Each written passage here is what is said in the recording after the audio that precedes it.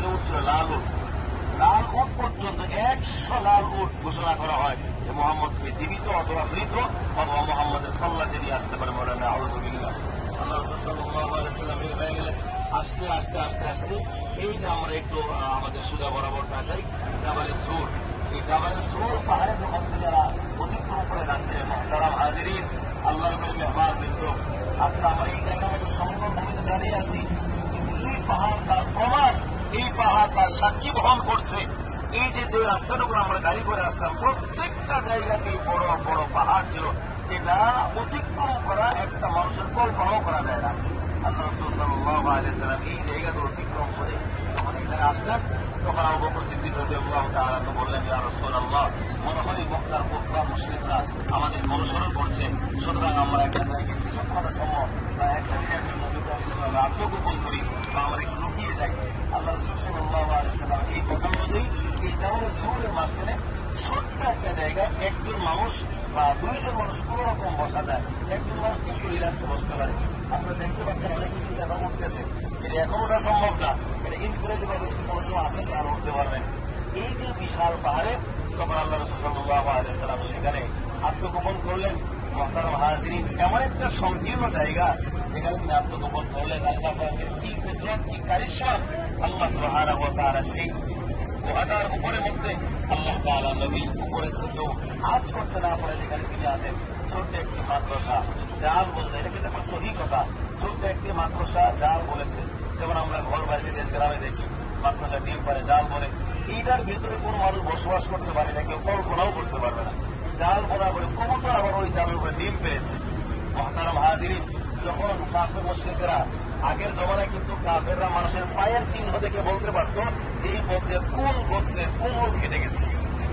তখন তারা যখন এই পথে আসতেছিলেন, তখন তারা বরাবরই করতেছিল সম্ভবত এই হাত এই পথ দিয়ে মোহাম্মদ হেঁটে গেছেন, তাকে পাওয়া যাবে। এইভাবে পায়ের চিহ্ন দেখতে দেখতে দেখতে দেখতে একেবারে পাহাড় নিকটবর্তী হয়ে গেছে। যখন নিকটবর্তী হয়ে গেছে, আল্লাহ রাসূল যে গুহার মধ্যে আত্মগোপনে আছেন, এই পাহাড়ের একেবারে গুহার কাছাকাছি চলে আসছে, তখন আবু বকর সিদ্দিক রাদিয়াল্লাহু তাআলা বলছেন, ইয়া রাসূলুল্লাহ, ইন্না লামুদরাকুন, আমরা তো ধরা খেয়ে গেলাম, আমরা এই মুহূর্তে ধরা খেয়ে যাব।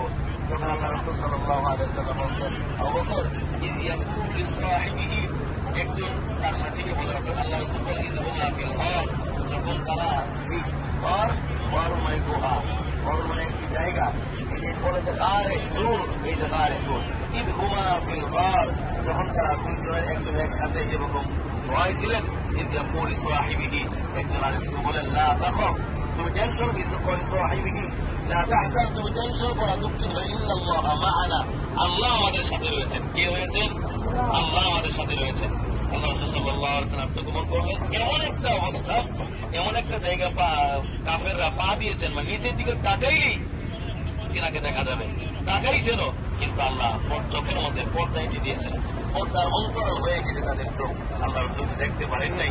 এখানে একটা কথা বলে নেই, দেখেন হযরত মূসা আলাইহিস সালাম যখন তুর পাহাড় যখন নীল নদ পার হয়ে যাচ্ছিলেন, নীল নদ পার হয়ে যাওয়ার সময় তার সাথী বন্ধুরা বলছিল যে, মূসা, আমাদেরকে তো ফেরাউন ধরে ফেলতেছে, আমরা ধরা খেয়ে যাব।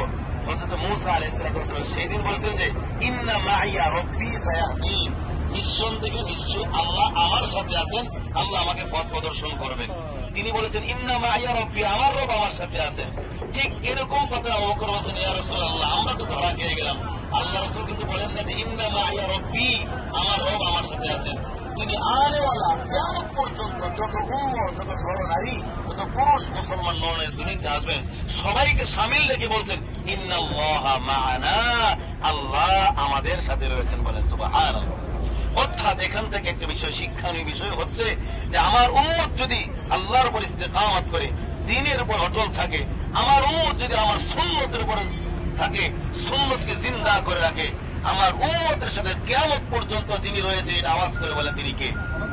আর মুহাব্বত করে বলতে হয় তিনি কে? আল্লাহ। আল্লাহ আমাদেরকে সাহায্য করবেন।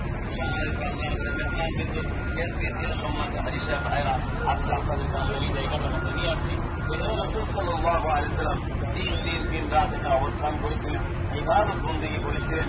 আজকে এই জায়গাটা আমরা দেখতে আসছি, এই জায়গাটার মধ্যে আল্লাহ রসুল নির্যাতন সহ্য করতে না পারে এখানে এসেছিলেন। আজকে আমরা এখানে আসি, ক্লান্ত হয়ে একটু পান খাই, চা খাই, ক্লান্ত হয়ে একটু শরবত পান করি, একটু পানি পান করি, কত কিছু করি। আর আল্লাহ রসুল সাল্লাল্লাহু আলাইহি ওয়াসাল্লাম আমি আপনি ভালো থাকি, আমার আপনার জিন্দগি সহজ হয়ে যায়, আমার আপনার জিন্দগি জান্নাতি জিন্দগি হয়ে যায়, উম্মতের ফিকিরে, উম্মতের জন্য আখিরাত সহজ হয়ে যায়। সেজন্য কষ্ট করে এটা আমাদের সূরা দিয়ে আত্মগোপন করেছিলেন। আল্লাহ সুবহানাহু ওয়া তাআলা নবী যখন সম্মানিত আল্লাহর ঘরে মেহমান বৃন্দ আত্মগোপন করে বসেছিলেন, একটি কর্মচারী তো আল্লাহ রসুলকে দেখার জন্য একটি সাপ অধীর আগ্রহে বসেছিলেন।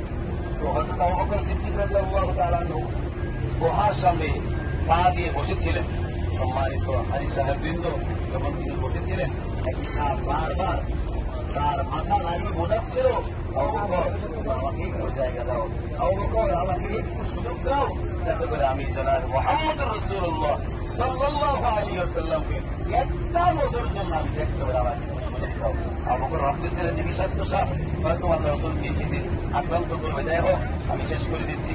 তো আল্লাহ রাসূল সাল্লাল্লাহু আলাইহি ওয়াসাল্লামকে দেখার জন্য সাপ সর্বশেষ আবু বকর সিদ্দিক রাদিয়াল্লাহু তাআলা পায়ের মধ্যে আঘাত করেছিল। হঠাৎ করে আবু বকর সিদ্দিক রাদিয়াল্লাহু তাআলা প্রাণের মধ্যে ঘুমাচ্ছিলেন, যাতে করে আল্লাহ রাসূল ঘুম ভেঙে না যায়, এই জন্য ব্যথায় কাতর হয়ে তিনি সহ্য করতেছিলেন। একবারে চোখের এক ফোঁটা পানি আল্লাহ রাসূলের গালে পড়ে গেল। আল্লাহ রাসূল জাগ্রত হয়ে দেখলেন এই অবস্থা, তখন সব কথা বলবেন ইয়া রাসূলুল্লাহ, এই সাপ বারবার বিরক্ত করছিল।